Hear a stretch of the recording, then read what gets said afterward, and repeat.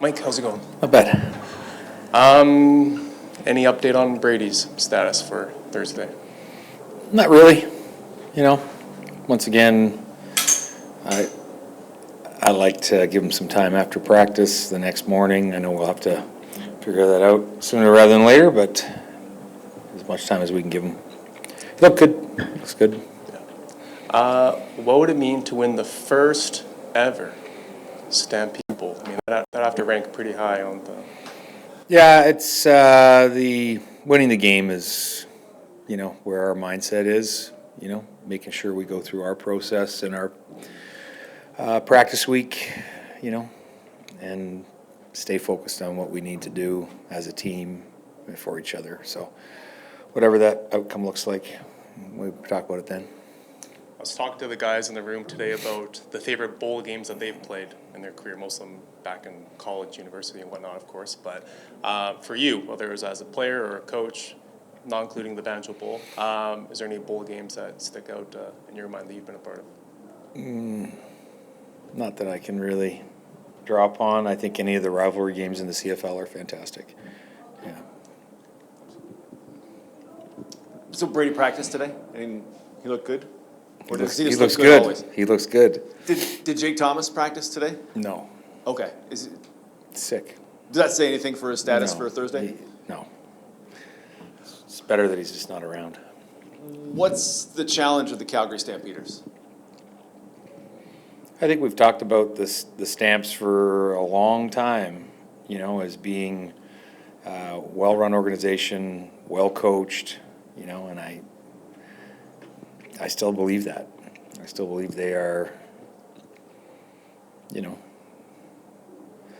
got leadership, they've got coaches, they've got players. Looks like they have, because they've got a bunch of new players, looks like they have just a different sense about them on the field. They seem to play a tougher brand of football. When you think about playing against Vernon Adams, the week after you played against Trey Ford, do you think about similarities? Do you think about their differences?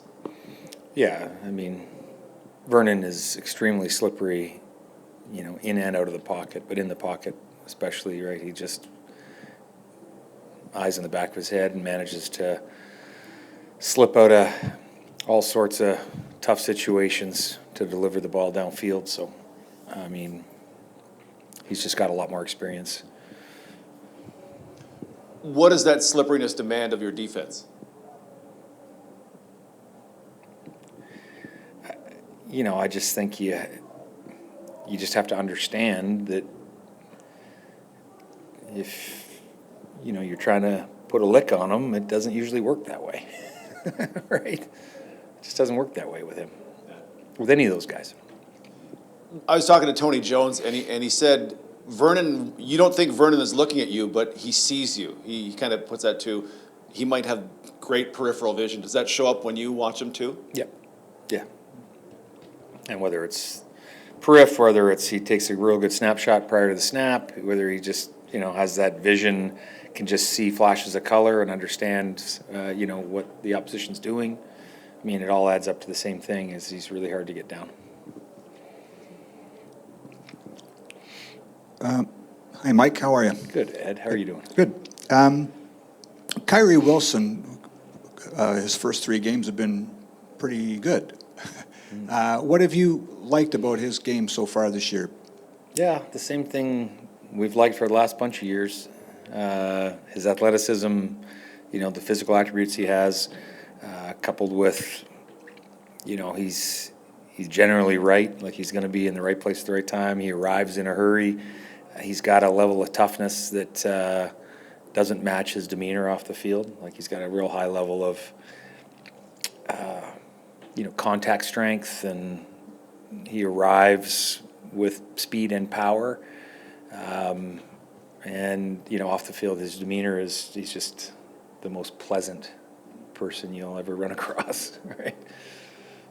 In the offseason, we're always looking for angles and stories, and when the team goes out and signs Jonathan Jones and Michael Ayers had a good year, a lot of people might have started to connect some dots and say, well, Kyrie might be in trouble. But what is it then that beyond what you've just said, why did you still have faith that you're going to bring him back and there's going to be the best of him this year? Well, there's a lot of trust in a guy like Kyrie just to do the right things in the offseason, and he's going to always work his hardest for the team. I mean, he's proven that over and over again. You know, I think the beginning of his career here was a little up and down, and he's just developed into a player that you can really rely on to do the right things all the time. And then, you, like I said, you couple that with his physical attributes, his athleticism is off the charts for a guy his size. Just one more from me. I think I've heard you say, we're first day of July, but I've heard you talk about having fun more even through training camp to this point than I can remember in the past. Maybe it's just selective, but in my memory. But Maybe you want to have more fun. maybe it is. Yeah, Yeah, that's I don't know. But is that, you know, there's always so much pressure on this franchise to stay at the top or get back again. But it seems like it's almost a message to enjoy the steps along the way, or am I reading into something that's not there? Well, when we have, probably a little bit. I just think, you know, it's a lot of our messages are probably being repeated a little bit because we've got new guys, new to the CFL, new to our team. You know, we got a collection of some different guys that are in our building, and so they have to hear those things again. So I imagine it's a message I've had before that just bears repeating.